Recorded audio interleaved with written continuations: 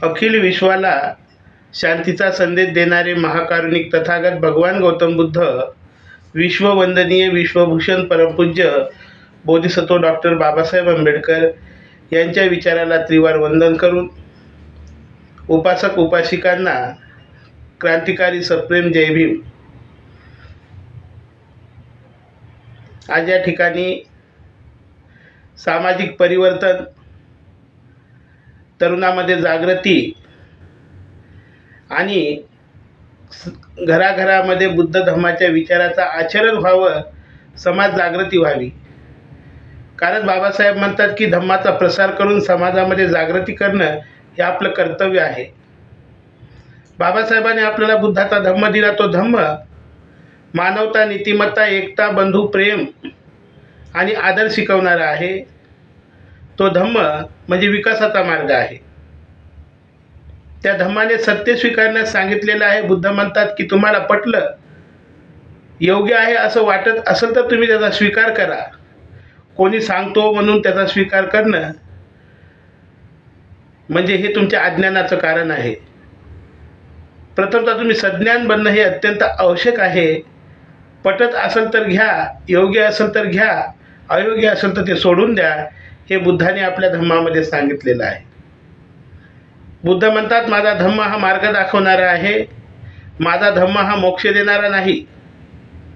प्रगतीच्या वाटेवर जाण्यासाठी, विकासाच्या वाटेवर जाण्यासाठी आणि आपल्यामध्ये आनंदी आणि सुखमय जीवन जगायचं जर असेल तर हे आपल्याच हातामध्ये आहे. कारण आपल्याला कोणी इथं तारणारा, मार्ग दाखवणारा आणि आपल्या सुखामध्ये दुःखामध्ये धावून येणारा जर कोण असेल तर आपलं कर्म, आपले विचार, आपले आचरण हे जर चांगलं असेल तर प्रत्येक समयातून आपल्याला सुखमय असा मार्ग मिळतो. ते तथागताचे विचार म्हणजे अत्यंत मानवतेचे विचार आहेत की बुद्ध म्हणतात मी मोक्ष देणारा नाही, मी मार्ग दाखवणारा आहे. तथागत भगवंताने आपल्या जीवनामध्ये सुख, आनंद, दुःख हे सर्व काही आहे.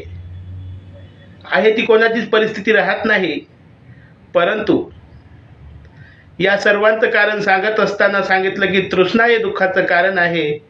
आजच्या भौतिक दुःख जगामध्ये आपण बघतो, तृष्णेच्या आहारी गेल्यामुळं अनेक कठीण समस्या, अनेक वादविवाद, अनेक घरामध्ये विघटन आपण बघत असतो. मग तृष्णारूपी अग्नी हा खरोखरच मानवाच्या हितासाठी, मानवाच्या सुखासाठी आणि मानव समाजातील माणसाला खरोखरच मानवतेपासून दूर नेणारा आहे. म्हणून तो तृष्णेचा अग्नी प्रथमतः शांत व्हावा आणि माणसाच्या मनामध्ये संयम, सदाचार हा निर्माण व्हावा. परंतु तो तृष्णेचा अग्नी जर शांत करायचा असेल तर तो तृष्णेचा अग्नी शांत करण्यासाठी आपल्या चित्तामध्ये चित्तशुद्धीची अत्यंत आवश्यकता आहे. कारण हे शरीर आहे. या शरीराला हात, पाय, कान, नाक, डोळे हे सारे अवयव आहेत. परंतु या शरीररूपी यंत्राला चालवणारं, याला प्रेरणा देणारं एक चित्त आहे. ते चित्त जर स्थिर असेल, ते चित्त जर एका जागेवर असेल, स्थिर असेल, सदाचाराच्या मार्गावर असेल तर आपल्या या शरीराने आनंदी जीवन आपण जगू शकतो.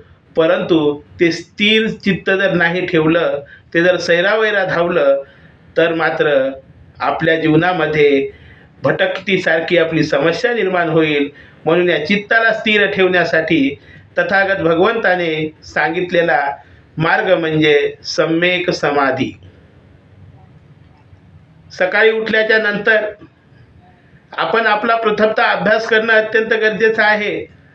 रागापासून, लोभापासून, तृष्णेपासून, तृष्णा, अहंकारापासून आपण अलिप्त राहण्यासाठी आपल्या चित्ताला आपण सदाचाराची ओळख करून देऊन, आजच्या जीवनामध्ये आचरणाचा त्याला शिकवण देऊन, मानवतेची शिकवण देऊन आपण सकाळी उठल्या उठल्या ध्यानसाधना करून चित्तशुद्धी करावी आणि ही चित्तशुद्धी केल्याच्या नंतर आपण मानवतेचा अंगीकार करावा, स्वीकार करावा. कारण तृष्णा हे दुःखाचं कारण आहे.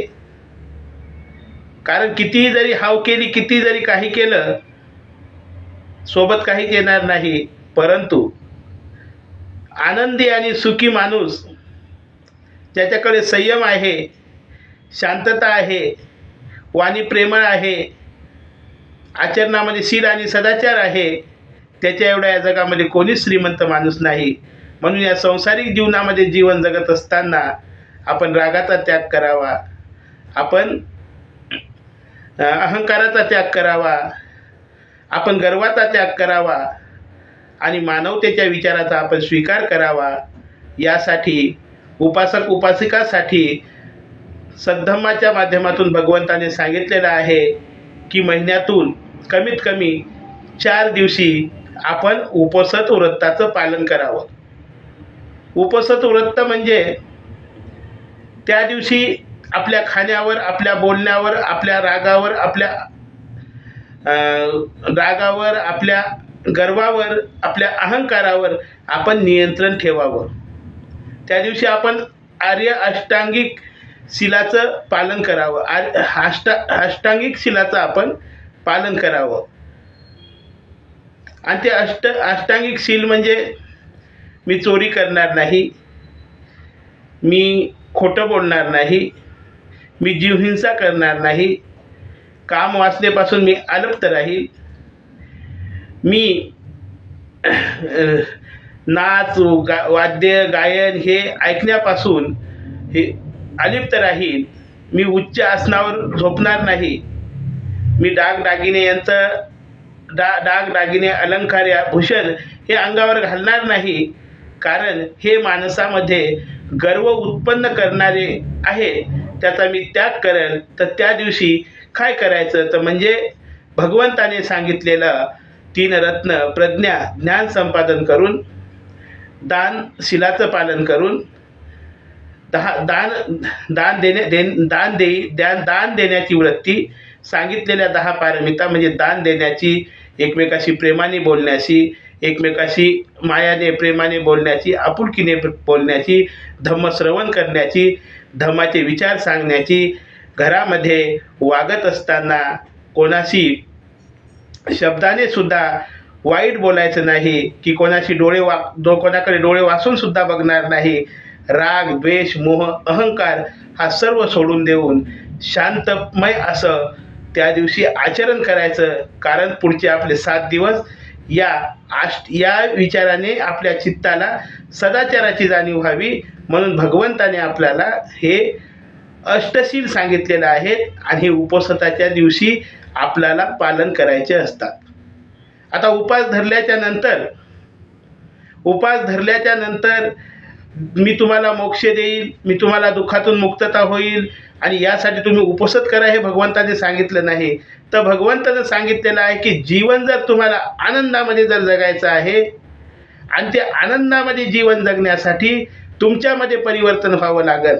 कारण आपल्याकडे राग आहे, आपल्याकडे लोभ आहे, आपल्याकडे गर्व आहे, आपल्याकडे अहंकार आहे आणि आपल्याकडे तृष्णा आहे. आणि याचमुळं या सामाजिक जीवनामध्ये जीवन जगत असताना आपलं जीवन दुःखाच्या जाळ्यामध्ये अडकलेलं आहे. म्हणून प्रथमतः रागाचा, लोभाचा, तृष्णेचा, अहंकाराचा आपण धिक्कार करण्यासाठी आणि चित्ताला सदाचाराच्या मार्गावर नेण्यासाठी, या चित्ताची शुद्धी करण्यासाठी भगवंताने सांगितलेलं आहे की हे आर्य उपोषित व्रत आपण पालन करावं. कारण ते सदाचाराच्या मार्गाने नेणार आहे. याचं उदाहरण देताना बुद्ध सांगतात की बाबांनो, जमीन चांगली आहे, तिच्यामध्ये पेरलंच नाही, नांगरणीच केली नाही, काहीच केलं नाही, तर आपोआप त्याच्यामध्ये गवत निघतं. ते गवत हिरवंगार दिसतं आणि ते असं भरगच्च रान दिसतं. परंतु कालांतराने त्याचा कार्यकाल संपल्याच्या नंतर ते गवत वाळून जातं आणि वाळल्याच्या नंतर परत ते गवत तसंच त्या मातीमध्ये दबून जातं. त्याचा काहीच उपयोग होत नाही. मग तशाच प्रकारचं आपलंही जीवन आहे. मग या जीवनाचं आपल्या जीवनाला जर सदाचाराचा विहारातच आपण गेलो नाही, भगवंताने सांगितलेले शीलच जर आपण पालन केलेलं नाही आणि आपण सत्याला सोडून असत्याच्या मार्गाने जर गेलो, तर असे भटकत भटकत रचनेच्या पाठीमागे, लोभाच्या पाठीमागे, अहंकाराच्या पाठीमागे आणि ह्या अधोगतीला नेणाऱ्या या राग, लोभ, तृष्णा, गर्व, अहंकार याच्याच जाळ्यामध्ये जर आपण अडकून बसलो, तर मात्र मग नंतर आपल्याला त्या गवताप्रकारेच आपली परिस्थिती आहे. म्हणून बंधू आणि भगिनींनो, आपल्या जीवनाला सदाचारशील आणि सुखी आनंदी जर जीवन जगायचं असेल, तर आपलं हे वाऱ्याच्या गतीनं धावणारं मन, त्याला आवर घालण्याची ताकद आपल्यामध्ये निर्माण करण्यासाठी आपल्याला भगवंताने सांगितलेल्या आर्य उपसत व्रताचं पालन करून आपण सदाचारी जीवन जगण्यासाठी प्रयत्न करावा. तरच इथं मानवता नांदेल, इथं एकता नांदेल आणि आजच्या या परिस्थितीमध्ये एकता, मानवता, नीतिमत्तेची अत्यंत गरज आहे. म्हणून बाबासाहेब आंबेडकरांनी हा मानवतेचा धम्म दिला. त्या धम्माचा प्रसार करून हा भारत बुद्धमय व्हावा ही प्रतिज्ञा केली आणि या धम्म विचाराची प्रेरणा घेऊन समाजातील लोकांनी आचरण हे आपलं चांगलं बनवावं आणि धम्माचा प्रसार करावा आणि समाजामध्ये मानवता, एकता, सामाजिक एकता व्हावी आणि समाजाची देशाची प्रगती व्हावी. समाजातील तरुण ज्ञानवंत बनावेत, शीलवंत बनावेत, गुणवंत बनावेत आणि तथागत भगवंताच्या विचाराची लोकशाही या देशामध्ये चांगल्या प्रकारे राबावी ही बाबासाहेबांची अपेक्षा होती. हे मानवतेचे विचार होते. यासाठी आपण धम्म समजावून घेऊन भगवंताने सांगितलेले विचार आत्मसात करून आपल्यामध्ये प्रगती करून घ्यावी. नमो बुद्धाय. जय भीम.